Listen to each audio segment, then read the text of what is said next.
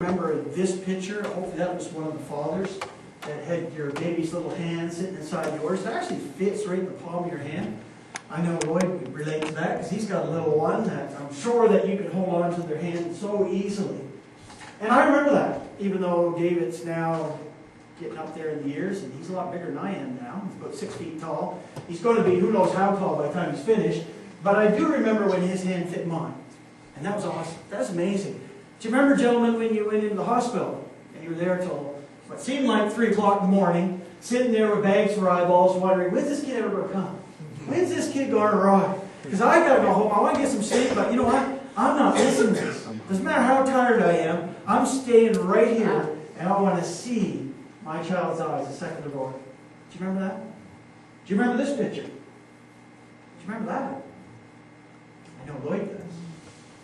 The reality is that that's probably one of the most precious things and gifts you'll ever get from God, where you have your own child in your hands.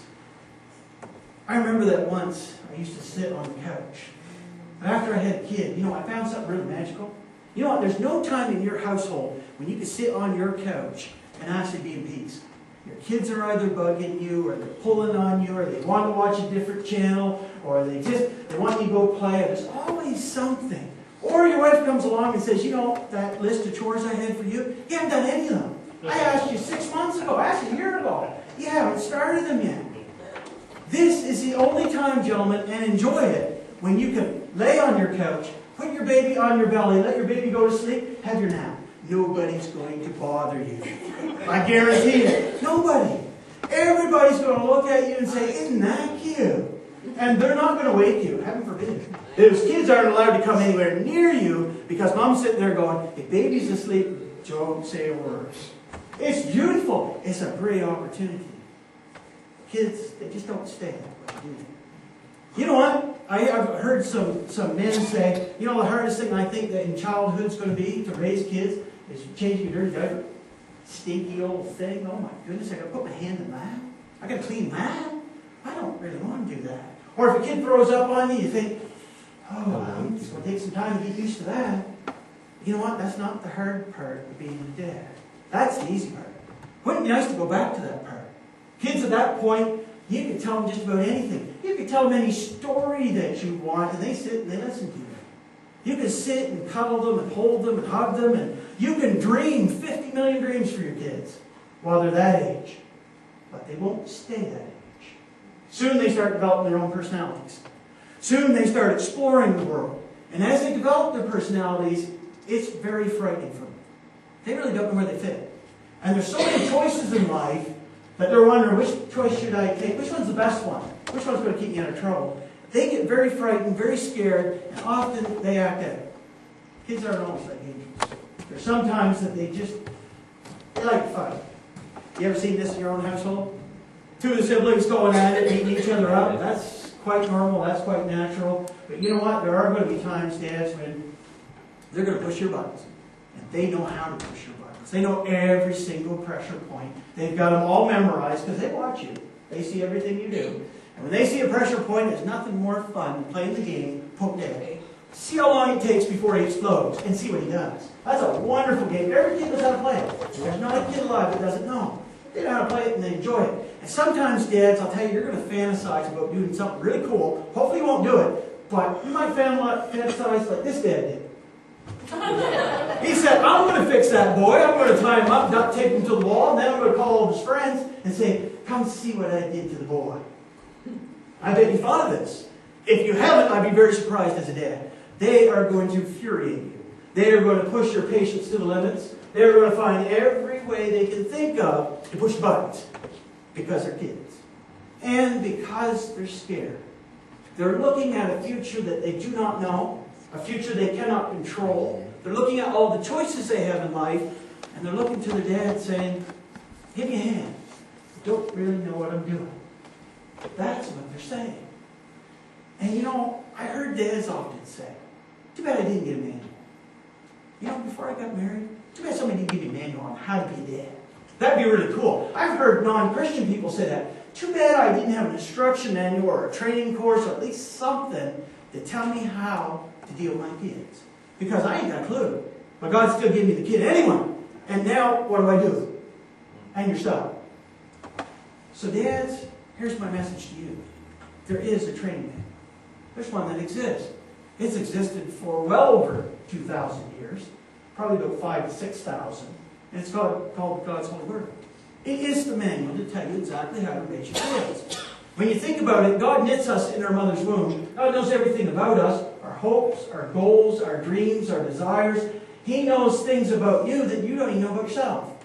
Things that bother you, things that keep you up at night, things that keep you from sleeping. God knows all that stuff.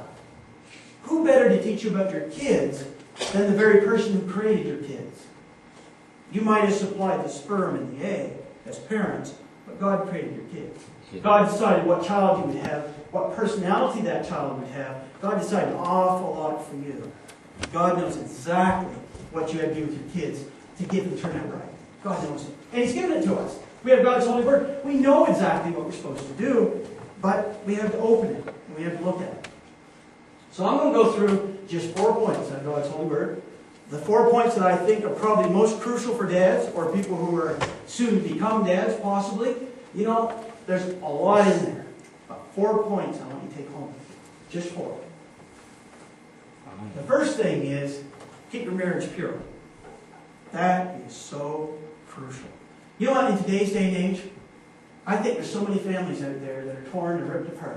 And there's so many families out there that have disintegrated, so much divorce, so many problems, so many issues inside the family, that you know what, dads, you've got to keep that marriage pure. You've got to fight for it. When you were walking down the aisle, and I mentioned, how many dads do you have? How many dads? How many remember walking down the aisle? I hope you all raise your hands, because if you don't, your wives might say something. When you walked down the aisle and you saw your bride, were you thinking about other women? I hope you weren't. But were you fantasizing about other women? Maybe some women at work? Maybe some women in the congregation. You were looking at them and go, well, that one might have made a better choice. Or maybe that one over there might have made a better choice. Maybe I should have picked that one. Well, maybe I should call the whole thing off and go explore my possibilities. Were you thinking that? I hope you weren't. If you were, I'm surprised you're still here. I'm surprised that didn't catch up to you eventually. But you know what? When you're looking down that aisle, you're looking at your bride, the only thing you think about is your bride. The only thing you think about is your beautiful wife to be. That's all you're thinking about. You're not thinking about anything else. I read a book, and it's a book that I'm going to share. It's going to be down in the library. It's called The 5 Love Languages. Awesome book. And it says, you know, when you first start out, it's like you're in the clouds when you first get in love. It's called the in-love syndrome, where, you know, you want to talk to them all the time. You can't be away from them any more than 5 minutes. You talk insane hours to them. You listen to their every word, and the physical touch is just like heaven to you. That's how you start out. A gentleman that never stays that way.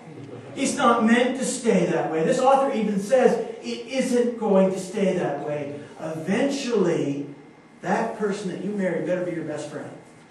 That's the most important thing. Kids, when you decide that you want to go out and you want to get yourself a wife, what's the number one thing you look for? I hope it ain't looks. Because guess what? There's passing time. I hope it's for a best friend. Because you've got to live with that person. You've got to live with all the quirks, all the problems, all their issues, and they got to live with you. So I hope they are your best friend, and they can forgive you for an awful lot of stuff. Derek, you realize you have some people trying to get married. Yeah, I saw it. I'm not scared of you. She's downstairs, don't worry. Husbands, you are to love your wives as Christ loved the church. You're supposed to love them. What did Christ do for the church? He died for the church. You should be willing to sacrifice for your wives. You're going to have to sacrifice for them, or your marriage ain't going to last. It's a give and take relationship. It's not all take. Initially, it will be, but later on in time, you really got to go for it. And I know Reginald's not going to run away on us. I just know he is. Jared will come after you with the ducks. We're going to try some trivia questions. There's only 5 this time. They're easy. Some of them I already asked you before, so I'm hoping we'll get at least 3 of them right. See how we go. I made them easier this time. I got out of bed, and while I was walking on the roof of my palace, I saw a woman bathing. I slept with her, I had a child with her, and then I had her husband killed because I didn't want anybody to find out. Who else? David. There we go. We got one of them. King David. King David saw Bethsaida and said, look, I just got to have that woman. Do you realize David had a whole bunch of wives? A whole bunch of concubines, which were just a nice way to say girlfriends that he got to sleep with. A whole pile of them. Why did he need Bathsheba? He really didn't, but he wanted her. He lusted after her.